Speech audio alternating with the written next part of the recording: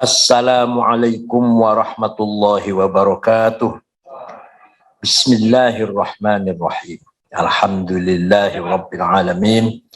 Wassalatu wassalamu ala sayyidina wa maulana Muhammad asyrafil anbiya'i wa khatamil mursalin wa ala alihi wa sahbihi wa man tabi'ahu bi ihsan min yaumina hadza ila yaumin nahdhati waddin. Yang saya hormati tamu kita yang terkenal, Gus Miftah. Nama lengkapnya siapa? Nama lengkapnya siapa? Masya Allah. Gus Miftah Maulana Habibur Rahman Warrahim. A'azzahullah bi'izzih wa akramahu bikaramih. Gus Ipang Salahuddin Wahid yang saya hormati, Atalallahu baqa'ah Dukhlul Ummah Sihabi Sihatin Daimah.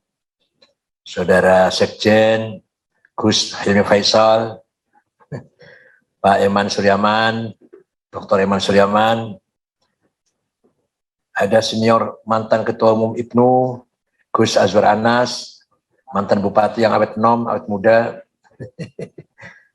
Kiai Misbah, beserta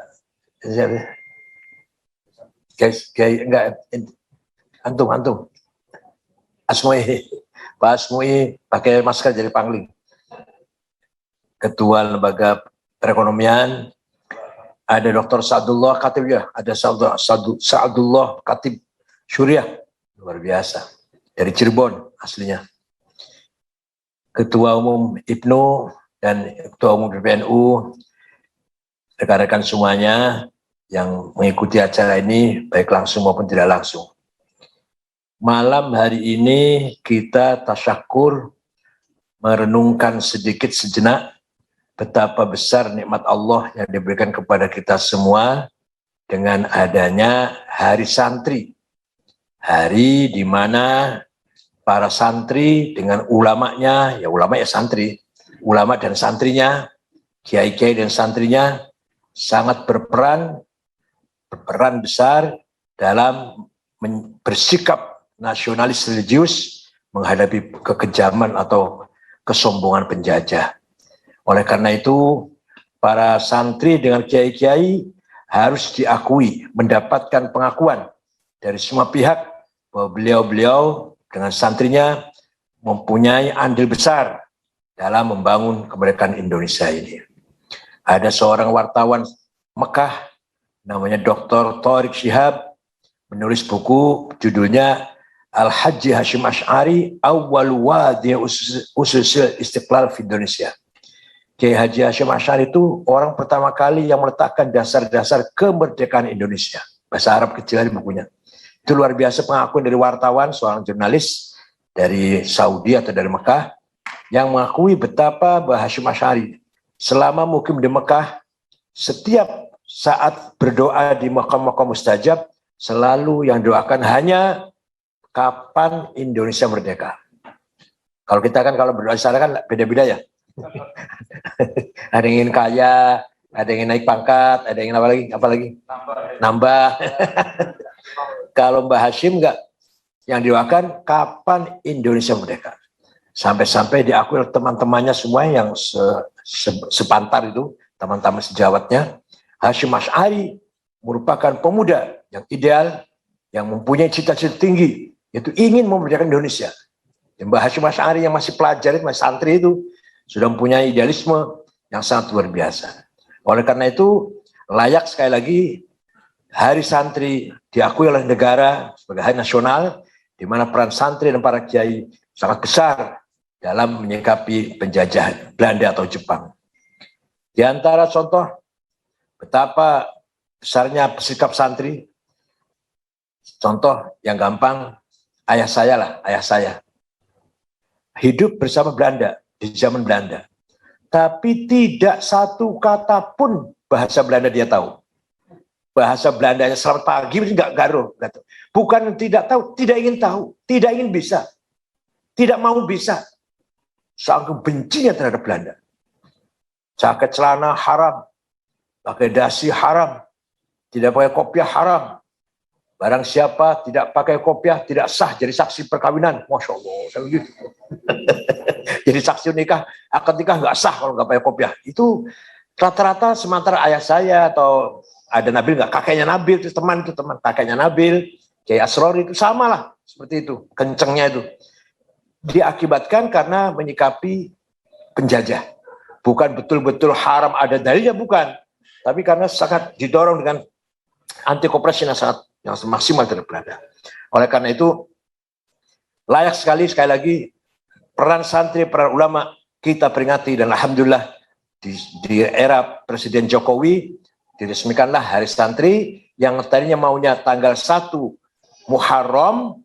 Terus saya diskusikan kalau 1 Muharram itu tahun baru umat Islam sedunia, bukan Hari Santri, Pak. Akhirnya beliau merintahkan Menteri Agama Pak Lukman Saifuddin mengadakan FGD di Hotel Salak Bogor, yang jadi narasumber Pak Abdullah Syarwani, Azumati Azro, saya, semua ormas diundang, hatta Muhammadiyah diundang, semua ada hadir pastinya.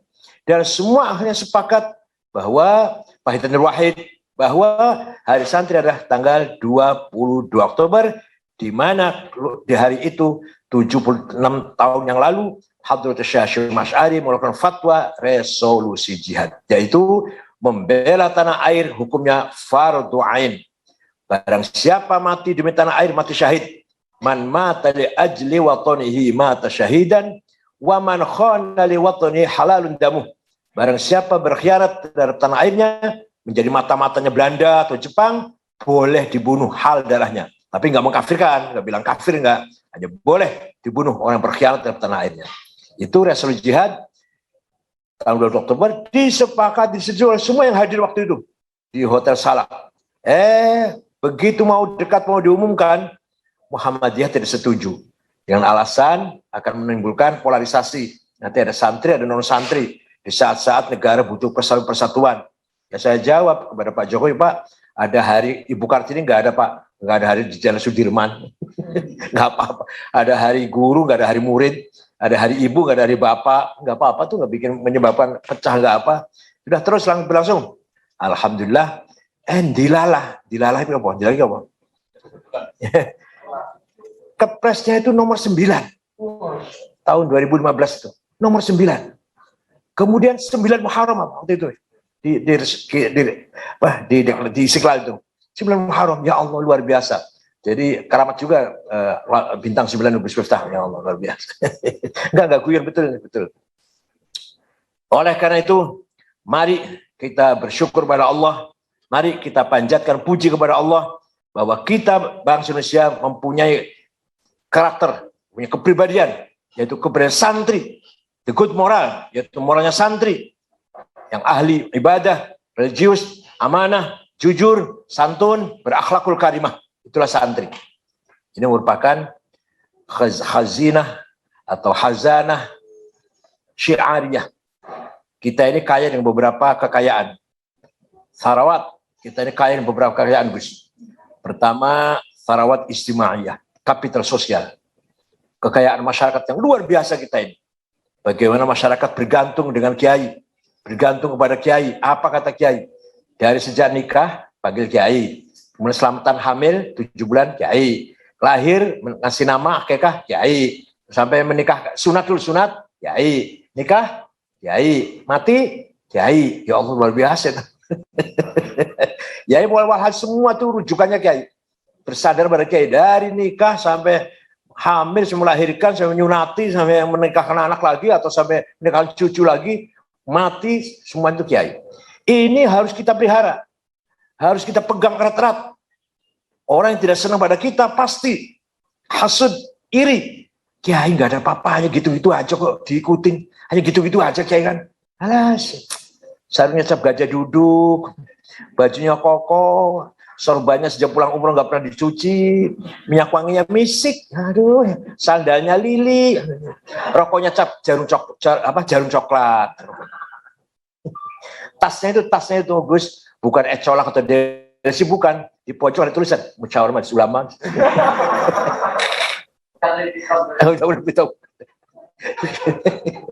Gitu kok berwibawa gitu, gitu kok diikuti oleh masyarakat, gitu kok dipercaya, Gitu jadi imamnya masyarakat. Informal leader. Ini orang yang tidak senang kita pasti iri, hasut, dan berusaha bagaimana membenturkan antara masyarakat dengan kiai. Bagaimana agar masyarakat jauh dari kiai. Dengan segala macam cara. Apa itu dengan medsos, apa dengan fitnah, apa dengan tuduhan-tuduhan yang tidak baik pada kiai.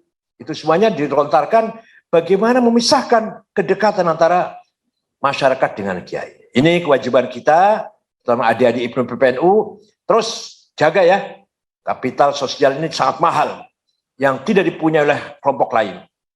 Coba kalau Harla NU, atau istighothah, atau sholawatan bersama, atau Gus Miftah ceramah, hadirin puluhan ribu, apa dijemputin? Apa dikasih amplop? Enggak, datang sendiri. Saking cintanya pada Gus Miftah, Masya Allah. Padahal ulama bukan sih? Padahal ulama sekelas Gus Miftah loh. Apalagi sekelas Mbah Hasyim Asy'ari, sekelas Kiai Wahab, sekelas Gus Miftah aja orang mendengarkan dengan rasa cinta, menghadiri ceramahnya Gus Miftah tanpa ada imbalan. Yang kedua, kita punya sarawat hadhariyah, thaqafiyah. Kita punya kapital peradaban dan budaya. Contoh yang paling menonjol yang harus kita banggakan dan kita pelihara. Rujukan kita, marja' kita adalah kitab kuning. Kutubut turath, kutubul a'immah, wal ulama, wal masyayikh. Setiap kita mencari hukum, mencari masalah, pasti buka-bukanya kitab kuning. Munas, Bahasul Masail, bukannya kitab kuning. Ini kekayaan yang luar biasa. Ormas lain nggak ada itu. Karena nggak bisa baca barangkali ya. Ini luar biasa. Harus kita pelihara dan kita banggakan. Kita harus bangga. Kita ini kalau bicara agama, rujukannya, referensinya, kitab kuning, Kutubut Turath. Kitab yang ditulis oleh para ulama terdahulu. Imam Syafi'i, Imam Nawawi, Imam Romli, Imam Abdul Fajr Al-Ansari, dan seterusnya lah. Oleh karena itu, kita ini punya luar biasa. Luar biasa sebenarnya kita ini. Bahasul Masail atau Munas membahas 15 pertanyaan, 3 hari selesai. Silahkan ormas lain bahas masalah 15 masalah, 2 bulan selesai apa belum, nggak tahu saya. 2 bulan selesai apa belum. Tapi kiai-kiai, saya pernah menyaksikan sendiri, sering menyaksikan sendiri, bagaimana kalau kita Bahasul Masail atau Munas itu masalah 15 masalah 2 hari selesai. Hukumnya cloning, hukumnya sholat Jumat di kantor bukan di masjid, hukumnya macam-macam lah. Hukumnya apa, bisnis apa, kripto ya. Nah, itu dijawab 2 hari selesai. Segitu banyaknya masalah. Ormas lain silahkan. Kalau bisa jawab selama 2 hari. 2 bulan barangkali baru bisa jawab. Karena apa? Karena punya malakah. Para kiai itu punya malakah. Apa malakah itu apa? Yang sudah menjadi jati dirinya itu loh. Sudah malakah. Apa? Karakter boleh, karakter juga boleh, atau punya hobi ya, sejak kecil, setiap ada masalah, buka-buka kitab kuning. Setiap ada masalah, buka-buka kitab kuning. Sehingga itulah kekayaan kita. Kita harus jaga itu. Harus jaga. Kutubut Turath. Silakan orang menghina, mengenyak, tapi bukti nyata, kalau ada masalah agama, kitab kuning bisa menjawab. Hukumnya bunga bank, hukumnya keluarga berencana. Ya Allah. Yang ketiga apa? Yaitu tadi syiariyah. Sarawat syiariyah ya ini. Hari santri bisa dikatakan simbol nih. Wa may yu'azzim sya'airallah fa innaha min taqwal qulub. Setiap ada sesuatu yang bisa mensyiarkan nama Allah, harus kita banggakan. Itu salah satu tanda orang bertakwa kepada Allah. Luar biasa, simbol. Kita kaya sekali dengan simbol-simbol. Kalau ada orang pidato diakhiri dengan Wallahul muwaffiq. NU itu. apalagi kalau ada orang kok dengan kiai kok cium tangan, dengan Habib cium tangan, dengan Gus Miftah cium tangan, Masya Allah. NU itu jelas. Gak berani lewat depannya orang tua dengan merunduk depan kiai, depan orang tua. NU itu, santri itu, NU itu. Gak berani meletakkan Quran di bawah sini, gak berani. Kalau bawa Quran pasti ditaruh di sini, misalkan duduk ada Quran, atau kalau bawa Quran pasti begini. Santri itu, NU itu. Kita lewat masjid ada bedugnya, santri itu. NU itu. Barang Bu Anu entah bukan lah, pokoknya Bu Anu bora semua berduga NU lah. Itulah kekayaan simbol kita, kekayaan simbolik, kapital simbolik. Harus kita pelihara, harus kita jaga. Nyun sewu ya, nyun sewu maaf. Termasuk kopiah, pakai kopiah ini juga simbol orang NU. Simbolnya santri itu pakai kopiah. Tapi sekarang sudah berubah sih, sudah nggak pakai kopiah juga santri juga sih. Tapi itu simbolnya lah. Paling pakai sarung, wah jelas-jelas NU itu. Hasil banyak sekali simbol-simbol yang harus kita pertahankan. Kemudian Sarawat sia-sia. Kapital politik. Wah, jangan dikira kiai-kiai nggak ngerti politik. Para ulama dulu setelah penjajah kuat, Belanda kuat, yang tadinya para ulama itu di istana, di kota tinggalnya karena Cirebon yang bangun Sunan Gunung Jati, Banten yang bangun Sultan Hasanuddin, Demak yang bangun Raden Fatah, Surabaya yang bangun Sunan Ampel. Di kota, ulama itu di kota dulu, orang kota lah ulama itu. Begitu penjajah sangat kuat, mengkhawatirkan kalau agama dan akhlak itu atau rusak, maka para ulama, para kiai keluar dari kota, meninggalkan perkotaan, hidup di desa-desa, membentuk pesantren. Ternyata pesan itu di samping tempat ibadah, tempat kajian, tempat renungan, tempat riyadhah, sama itu semua, pesan ada kerajaan-kerajaan kecil yang punya otoritas politik tersendiri. Itu ada kerajaan Tebireng, ada kerajaan Denanyar, kerajaan Tambak Beras, kerajaan Lirboyo. Dalam arti yang luas, politik dalam arti yang luas, bukan berarti politik praktis, bukan. Jadi ternyata bobotnya pesantren punya bobot politik, punya nilai politik pesantren itu. Jangan dikira, perlu dipertahankan itu. Hanya saja ya sayang kadang kita ini kurang bisa mewarnai politik kita di tataran nasional. Kalau sudah jadi bupati belum tentu bisa mewarnai kesantren di kabupaten. Ya lumayan sih. Sudah mulai lumayan sih. Gubernur Jawa Timur NU. Tapi bagaimana bukan hanya gubernurnya NU, Bupati Banyuwangi NU, bukan hanya di situ. Tapi bagaimana bupati bisa mewarnai cara berpikir, cara bersikap, berperilaku, berbudaya lah masyarakat dengan warna NU. Wakil Presiden NU.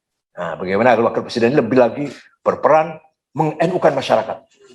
Bukan mengekor harus dengan simbol NU, tidak. Pola pikir, cara berpikir, cara berperilaku, cara berpolitik juga dengan ala NU, berbudaya ala NU, itulah yang kita harapkan. Itu baru nanti menjadi Sarawat sia-sia azimah. Kalau begini belum azimah belum. Yang terakhir yang masih kita menyedihkan ini, kekayaan finansial. Nah ini, Masya Allah kita ini mustahiqin, wal fuqara wal masakin. Kapan ya NU ini menjadi muzakin, bukan menjadi mustahiqin terus. Ya Allah, selalu tangan di bawah, nggak pernah tangan di atas kita ini. Padahal kata Sekjen sering dikatakan oleh Sekjen ini, kalau kita sadar berorganisasi, nggak usah banyak-banyak 10 juta orang aja, tiap hari iuran 1.000 rupiah, berarti sehari 1 miliar. 10 miliar dari 10 juta. Sebulan berapa? Setahun berapa? Wah, selama 5 tahun proposal berhenti itu. Kita ini sudah nggak jadi ashabul proposal kita ini. Mau harlah, mau apa, mau bikin masjid, madrasah, pesan tanpa proposal. Dari 10 juta warga saja, apalagi kalau dari 10 juta. Dan 1.000 rupiah, jangan banyak-banyak. 1.000 rupiah, nggak usah ditambahin deh. Tiap hari 1.000 rupiah. Berarti seminggu berapa, 10 hari berapa, sebulan berapa. Kita kaya raya. Kalau kita lihat, Masya Allah, jumlahnya orang kaya Indonesia ini, 50 orang. Saya cari, nggak ada yang namanya Madrais, Jumadi, Solikin, nggak ada itu. Itu kan namanya orang itu. Namanya orang itu kan Solikin, Jumadi, Madrais, Dulkipli, alas. Lagi-lagi ada yang namanya Eka Cipta, Budi Hartono, Tanoto, namanya itu. Ya ada orang Islam yang ada sih, nomor 6, Khairul Tanjung nomor 6, tapi bukan NU, bukan. Kapan ya? Haji Hasan Basri. Wah, NU itu, nama NU itu aja, yang kiai kapan? Apa? Ya Allah, ya kapan ada konglomerat Maulana Habibur Rahman. Masya Allah. Inilah yang masih kita ketinggalan jauh, bagaimana kita membangun kekayaan finansial. Memang Dulu kita warisi para ulama, para kiai tidak pernah mementingkan hal ini. Jadi kita mewarisi itu. Bayangkan ya, bayangkan. Contoh ayah saya aja, contoh ayah saya yang saya tahu sendirilah.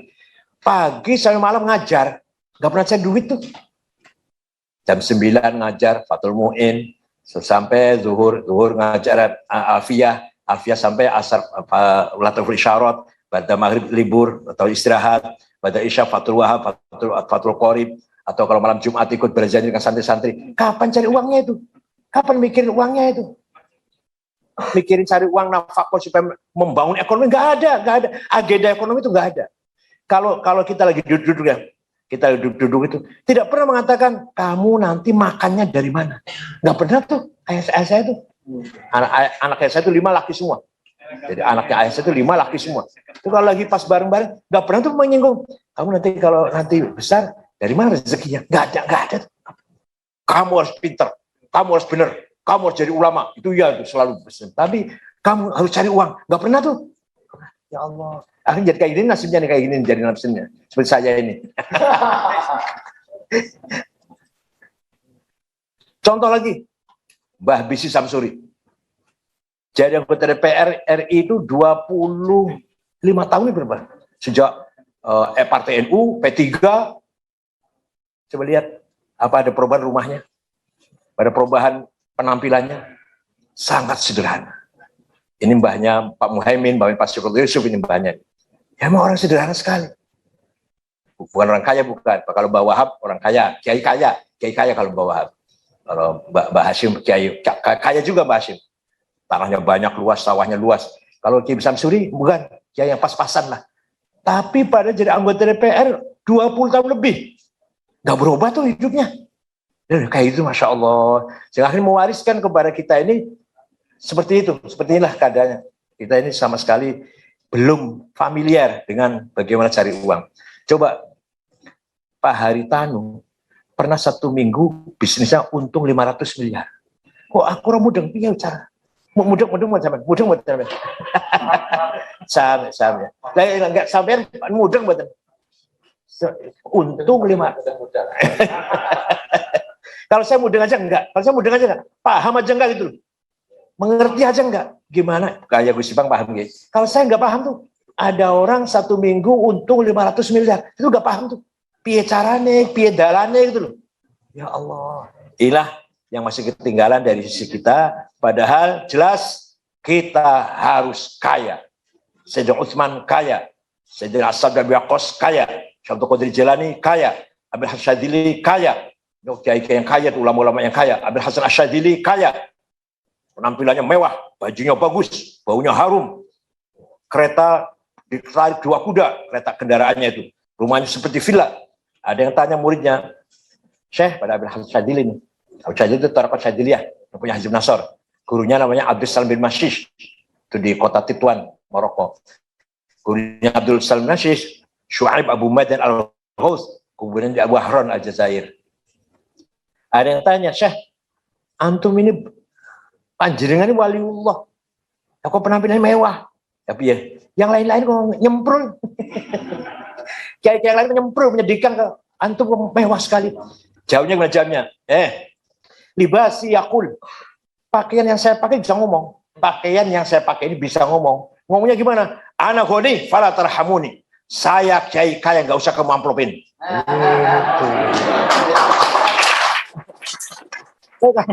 Kalian pakai nyemprul, menyedihkan itu, ya Allah. Tasnya itu ada tulisan pojok musyawarah Majelis Ulama Kabupaten. Itu pakaiannya bunyinya gini, ayyuhan nas, ana fakir farhamuni. Jadi penampilan itu penting.